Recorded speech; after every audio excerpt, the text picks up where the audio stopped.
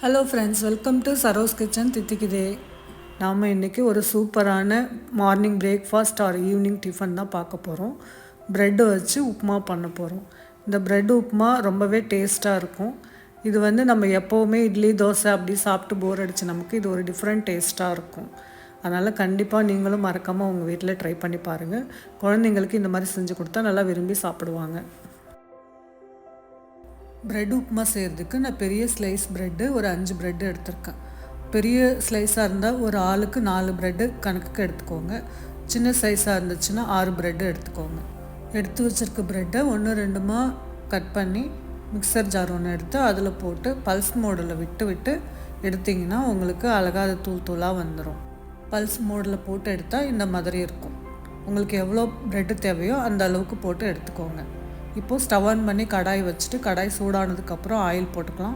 Oil போட்டுட்டு தாளிக்கிறதுக்கு கடலைப்பருப்பு, உளுத்தம் பருப்பு, கடுகு, கொஞ்சம் சீரகம் எடுத்துருக்கேன். போட்டு இது கலர் சேஞ்ச் ஆகிற வரைக்கும் வறுத்துட்டு பொடியாக கட் பண்ணி வச்சுருக்கிற பச்சை மிளகாய் அதில் சேர்த்துக்கலாம். அதே மாதிரி கருவேப்பிலை கொஞ்சம் சேர்த்துக்கலாம். சேர்த்துட்டு இதை லைட்டாக வதக்கி விடுங்க.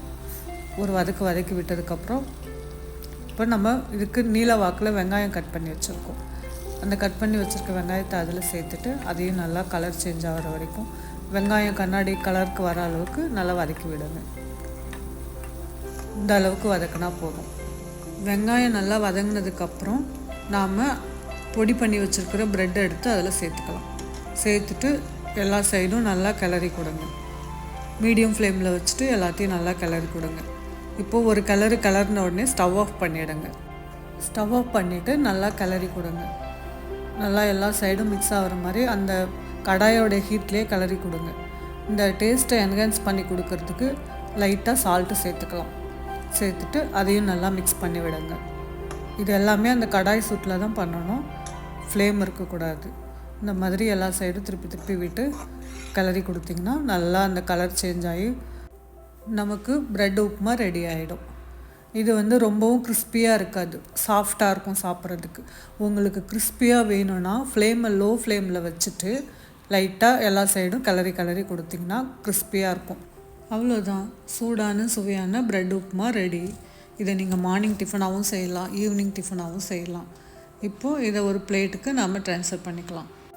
இந்த உப்புமாவை நீங்கள் சூடாக சாப்பிடும்போது நல்லாவே டேஸ்ட்டாக இருக்கும். குழந்தைங்களும் இந்த மாதிரி செஞ்சு கொடுத்தா நல்லா சாப்பிடுவாங்க. ஸோ கண்டிப்பாக நீங்களும் உங்கள் வீட்டில் ப்ரெட்டு இருந்துச்சுன்னா இந்த மாதிரி ஒரு வாட்டி ட்ரை பண்ணி பாருங்கள். இந்த உப்புமா டயட்டில் இருக்கிறவங்களுக்கு ரொம்பவே ஃபில்லிங்காக இருக்கும். நீங்கள் வெயிட் லாஸ் பண்ணுறதா இருந்தாலும் இந்த உப்புமாவை அடிக்கடி எடுத்துக்கலாம். உங்களுக்கு பசியே இல்லாமல் வயிறு ஃபில்லிங்காக இருக்கும். ஒரே மாதிரி டிஃபன் செய்கிறதுக்கு இந்த மாதிரி கொஞ்சம் வித்தியாசமாக செஞ்சு கொடுத்தா குழந்தைங்க நல்லா விரும்பி சாப்பிடுவாங்க. வீடியோ பிடிச்சிருந்துச்சுன்னா லைக் பண்ணுங்கள், ஷேர் பண்ணுங்கள், சப்ஸ்கிரைப் பண்ணுங்கள். தேங்க்யூ ஃபார் வாட்சிங்.